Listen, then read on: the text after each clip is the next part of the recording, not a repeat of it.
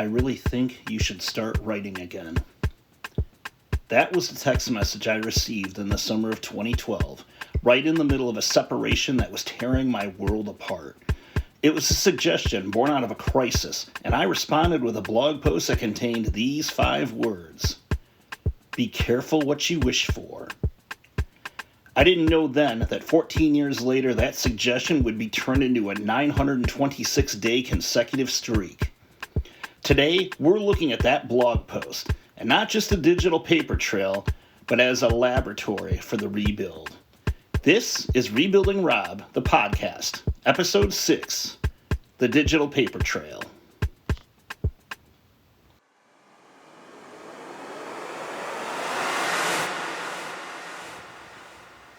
I've been a chronicler for a long time. It started in the 6th grade with a journal that I'm glad my teacher never read, because, let's just say in today's world, those entries in that 6th grade journal would have gotten me expelled from elementary school. I was meticulous again during a trip to France after my sophomore year in high school. I wanted to trap every single detail of that trip on the written page. But the real shift happened in college, right before I transferred to Eastern Michigan University and moved out of my childhood home for the first time. This was that phase of my life where I was really discovering music, I was starting to go clubbing, I was starting to take part in the act of trying to pick up women. That brief phase of life where you never have so few responsibilities and so much freedom. I was journaling constantly. I didn't realize it at the time, but in hindsight it was important because I needed to get that old version of myself down on paper before the new version took over. Eventually, I fell into that common trap. I thought I'd rather be out living life than writing about it. I met my soon-to-be wife, soon-to-be ex-wife, now ex-1, just before I started school. So for a long time, the pen stayed dry. I stopped scanning the horizon until that text message from now X1, then the soon-to-be X, forced me back to the page in 2012.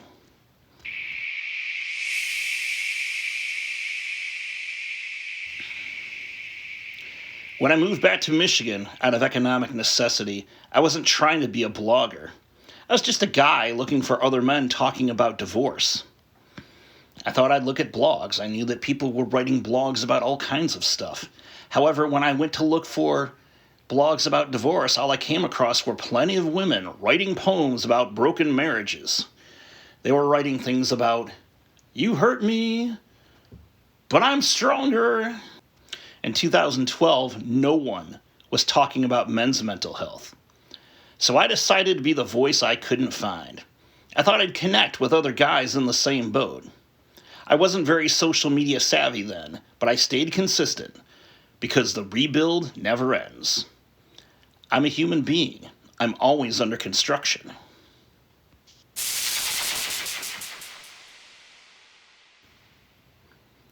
For a long time, I ignored the daily writing prompts that WordPress provided.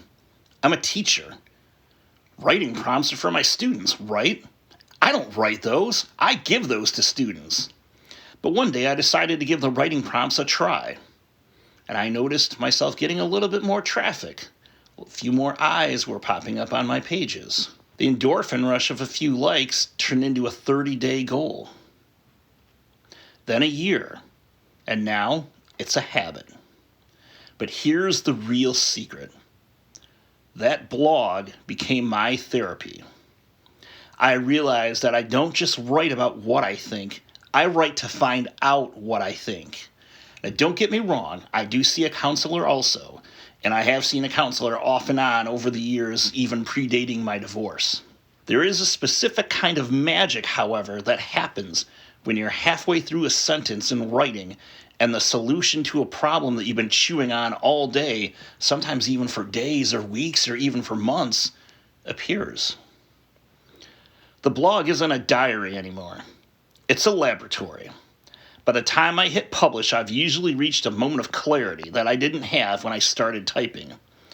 It forces a confrontation with the truth, because you can't lie to the page for 926 days straight.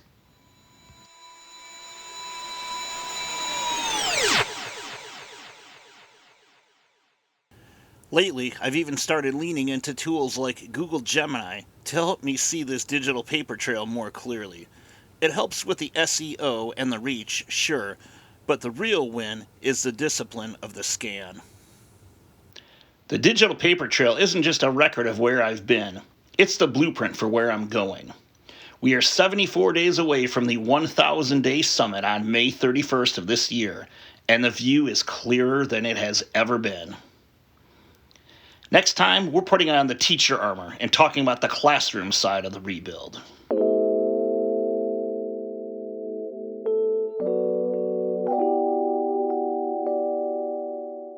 This episode of Rebuilding Rob, the podcast, was produced, edited, written, and hosted by yours truly, your favorite blogger, a guy named Rob. I'd like to thank you for tuning in to today's episode. I'm well aware that, like me, you have a ton of podcast listening options, so I'm honored that you decided to take a little bit of your time out of your day to spend with me.